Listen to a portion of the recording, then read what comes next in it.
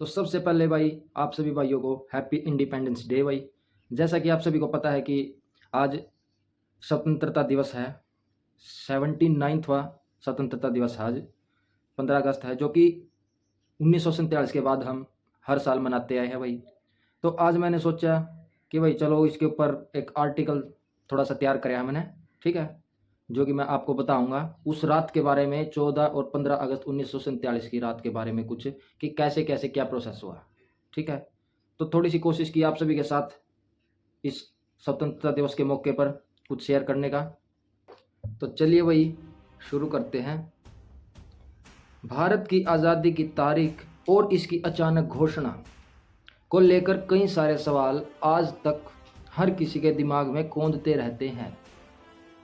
आखिर अंतिम समय में अंग्रेजों को भारत छोड़ने की इतनी जल्दी क्यों थी? तो चलिए भाई इस क्वेश्चन का आंसर फाइंड करते हैं, ढूंढने की कोशिश करते हैं। तो शुरुआत करते हैं। 5 जुलाई 1945 को ब्रिटेन में हुए चुनाव के नतीजे आ चुके थे और लेबर पार्टी के उम्मीदवार क्लेमेंट एटली अब ब्रिटेन के नए प्रधानमंत्री थे। एटली ने 20 फरवरी 1947 को ब्रिटेन की हाउस ऑफ कॉमन्स में ये घोषणा की कि ब्रिटिश सरकार 30 जून 1948 तक भारत को पूरी तरह से आज़ाद कर देगी।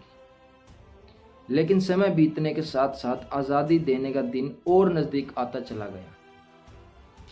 भारत के आखिरी वायसरॉय लॉर्ड माउंटबेटन ने 3 जून 1947 को एक प्रेस कॉन्फ्रेंस में यह ऐलान कर दिया कि 15 अगस्त 1947 को भारत को आज़ादी दी जाएगी और साथ ही साथ भारत और पाकिस्तान नाम के 2 अलग अलग देश होंगे और साथ ही साथ संविधान भी अलग अलग होंगे।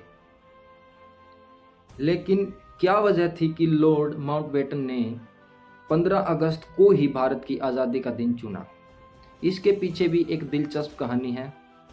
द्वितीय विश्व युद्ध के दौरान 2 साल पहले 1945 में 15 अगस्त को ही जापान ने अपने मित्र राष्ट्रों के सामने आत्मसमर्पण किया था।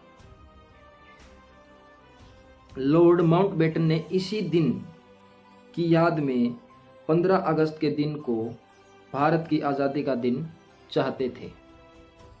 हालांकि आज़ादी का दिन तो 15 अगस्त चुना गया था, लेकिन इसका समारोह 14 और 15 अगस्त की दरमियानी रात को ही शुरू हो गया था। ऐसा करने के पीछे भी एक खास कारण था।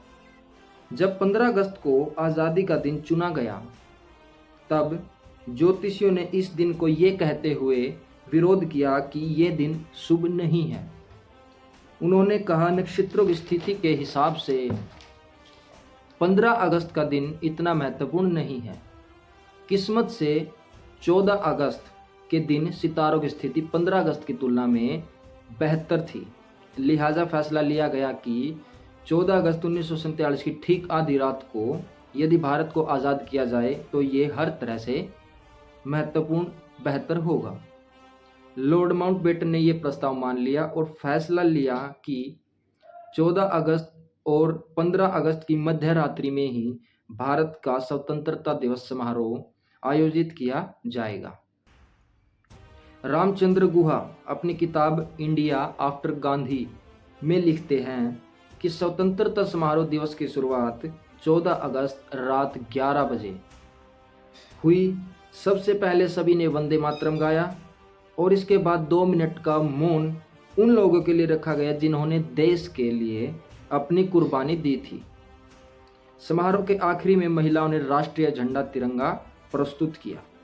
आज़ाद भारत के पहले प्रधानमंत्री पंडित जवाहरलाल नेहरू जी ने उस रात अपना प्रसिद्ध भाषण नियति से मिलन यानी ट्रस्ट विद डेस्टिनी प्रस्तुत किया। पंडित नेहरू के भाषण के बाद गलियारे में खड़े एक व्यक्ति ने ऊंचे शंख नाद से पूरे भवन में अपनी आवाज बिखेर दी, जिसके बाद सारे प्रतिनिधि उठ खड़े हुए। इस शंख की आवाज से ऐसा प्रतीत हो रहा था कि जैसे एक युग का अंत और दूसरे युग की शुरुआत हो रही हो। 15 अगस्त 1947 को दिल्ली का नज़ारा था जो वो कुछ अलग ही था। रात 3 बजे तक शपथ ग्रहण और दूसरे समारोह के बाद कुछ लोग घरों को वापस चले गए और जबकि बहुत से लोग वहीं पास में हरे लॉन्स और फुटपाथ पर सो गए।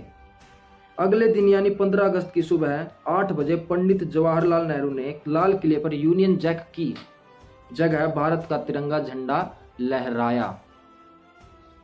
तो भाई आई होप के भाई आप सभी भाई आना भाई कुछ नया सीखने को मिला होगा। अपना वीडियो पसंद आई हो तो भाई वीडियो ने लाइक शेयर कमेंट और भाई चैनल ने सब्सक्राइब भी कर लियो।